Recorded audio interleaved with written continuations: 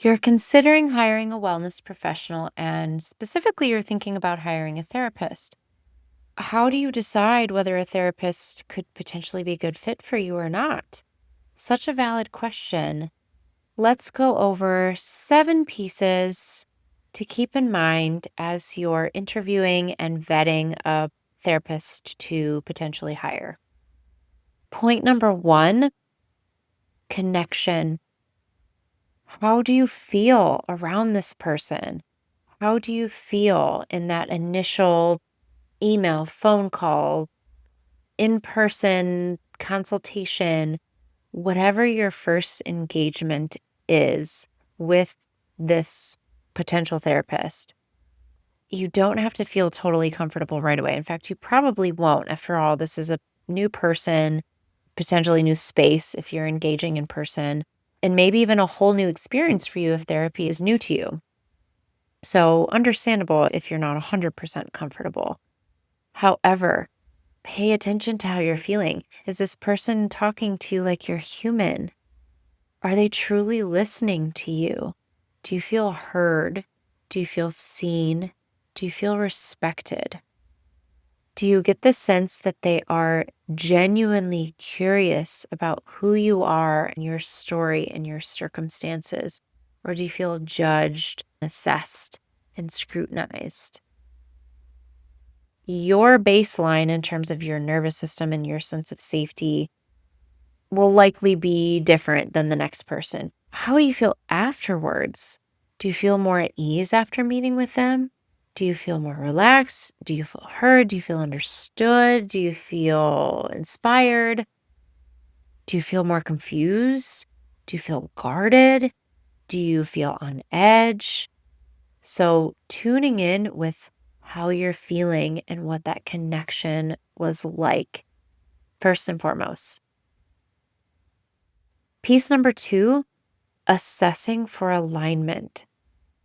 What parts of you feel very important? What things do you value? And what parts of your identity feel super critical for you? So, in terms of your values, do you get a vibe in terms of their languaging and their rhetoric, the type of inclusivity that their practice embodies, and what that means for you? That could be an assessment piece in terms of your values.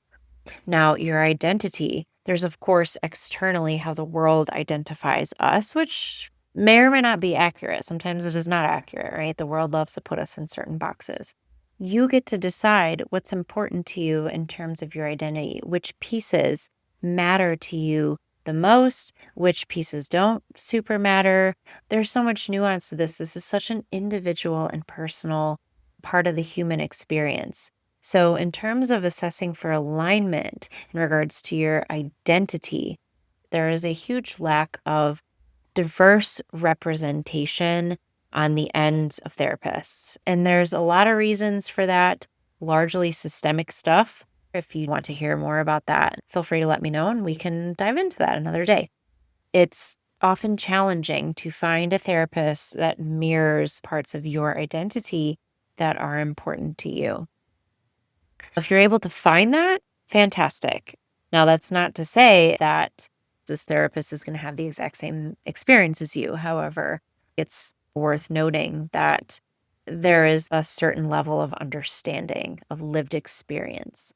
Now, if you cannot find a therapist who identifies with other pieces of your identity that are super important to you, the next best thing is, does this therapist engage with the world in a culturally humble manner? Do they have this compassionate curiosity, this genuine interest in your individual experience without assuming what your experience is or is not based on their own lens, their assumptions, or what the world tells them, but rather this humility and open ended curiosity?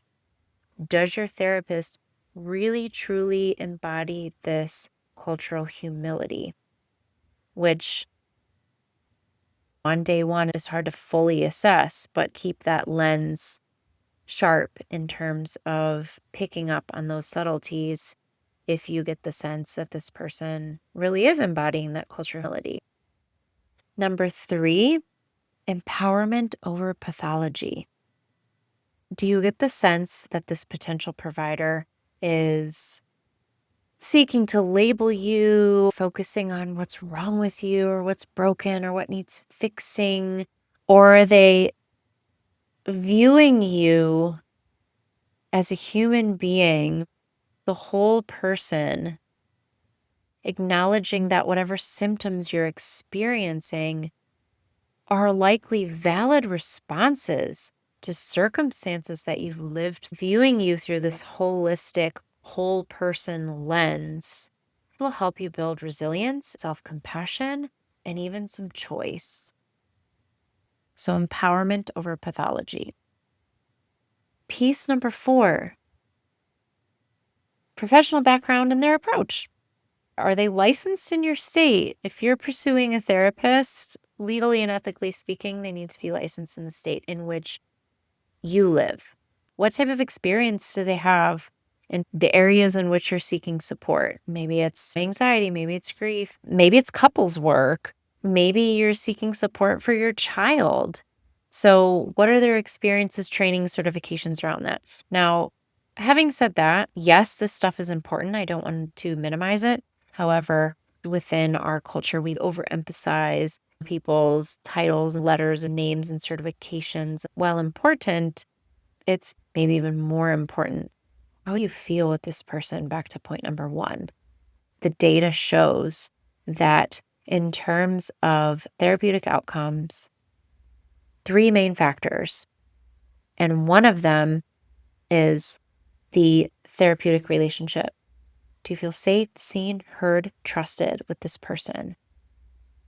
Maybe you're seeking a specific modality. Perhaps you want to engage specifically in breath work or somatic-based work. If that's super important to you, obviously seeking out a provider who is proficient at that. A skilled practitioner will welcome these questions, and their body language, their facial expressions, their tone of voice welcomes them. They are honored that you are considering hiring them. They should be able to explain their approaches and their modalities in a way that feels grounded and clear. And if not, they are more than happy to continue to clarify until it resonates and makes sense to you. Number 5, clarifying boundaries and logistics. How much do they charge if this is an out-of-pocket situation? Or if it's an insurance situation, do they take your insurance? If they do, what's the copay? Is there a super bill kind of situation? What are the logistics around the session, frequency, length? Is it firm that you're going to meet every week? Is it an every other week situation? Is it firm that these are 60-minute sessions? Are they 55? Are they 90? Are they 30? Are they 45? Is this an ongoing assessment type of thing in terms of the duration and the frequency? What are the cancellation policies? Does this therapist need to know a certain amount of time in advance? Is there a partial fee that they charge? Do they need to be notified via text, email, phone call? How does that look? What happens if your therapist needs to cancel? How does that communication look? What is the communication in between sessions? Is that an option? Texting, phone calls, email? Is that a boundary that your therapist sets that communication happens primarily in session? So again, clarifying that can be murky. Some platforms out there really utilize a lot of between session communication, and that can be a tricky line to draw for both parties. So getting clarity around that can be helpful.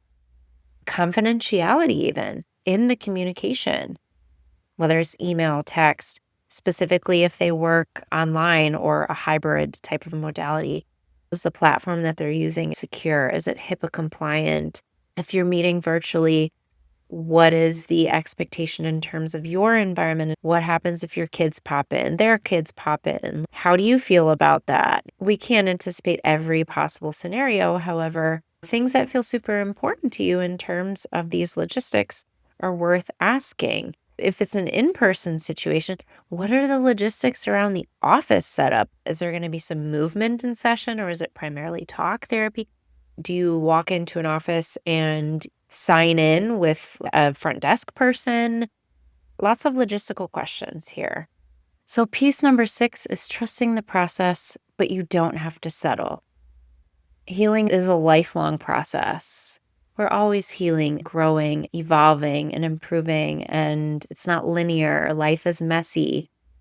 But does that mean that you should feel like you have to be in therapy for the rest of your life? No. Does that mean that you should feel like you have to be tied to the specific therapist for an extended period of time? No, not if that's not a fit for you.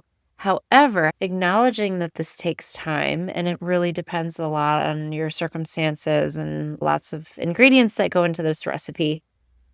It's your emotional energy, your time energy, your financial energy, your attention energy, all the things. Trusting the process means that there will probably be peaks and valleys. There will be challenging points in this process. There may be points when you feel stuck or stagnant.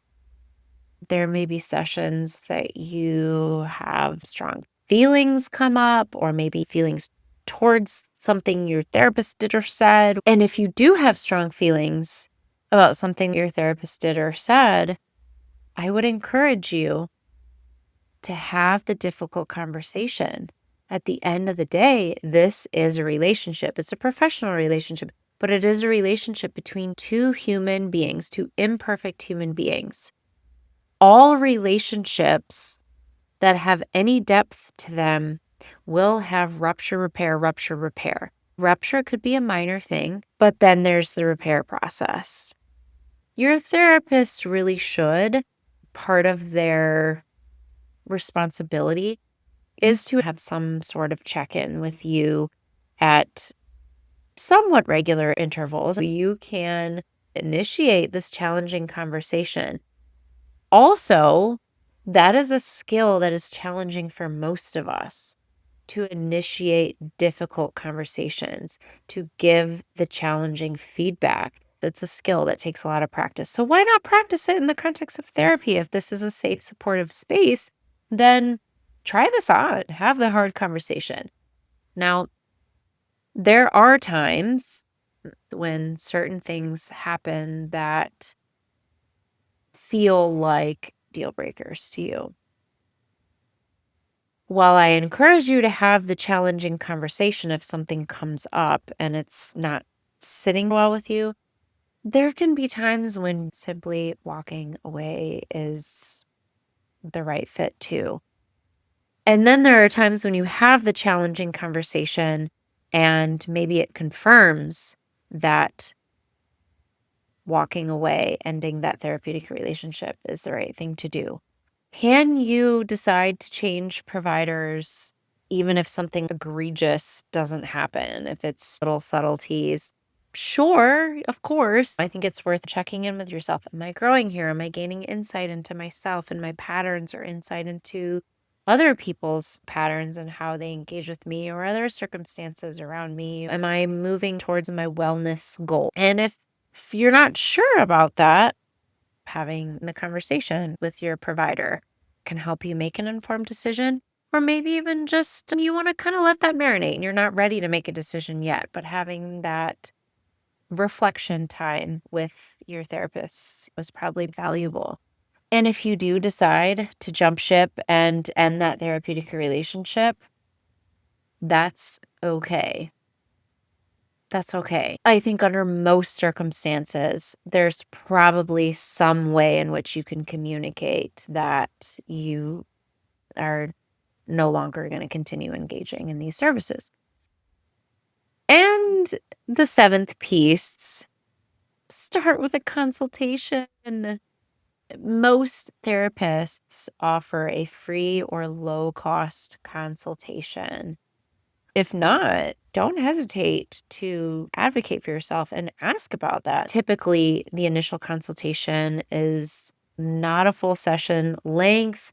It's basically to assess each other. Are you, potential client, a good fit for me as a therapist in terms of clinically what's going on with you? Does my skill set match that? Sometimes it's even just logistically. If you can only meet with a therapist at 6 p.m. and this therapist doesn't work past 3 p.m., okay, then they might not be a good fit, right? You get to feel what it's like to be in their presence, whether it's over the phone, over video, or even in person. Hence, point number one. To round this out, finding the right therapist for you is such an individual, personal experience, and it goes far beyond just finding somebody with the right letters, titles, certifications, or schooling. This is about finding somebody who you feel safe to partner with. This is about somebody that you feel you can build trust with, that respects you, that views you as a human, that has this compassionate curiosity about you. I hope these points added some value for you in your path to finding a good fit for you in terms of therapists, or even if you're considering hiring a different wellness professional. I think a lot of these points apply to other professionals as well. If there's any of these points that you want some additional clarification, or you'd like to add or expand upon these yourself, or maybe you have certain experiences that you'd like to initiate some dialogue around, that would be fantastic. We all learn and grow from each other, so it'd be wonderful to hear your experience. Thank you so much for spending the time here with me today. I'm so deeply appreciative of your time and your focus and the energy you've spent engaging in this topic. I'm humbled to share this time with you. And until next time, take good care of yourself. You're worth it.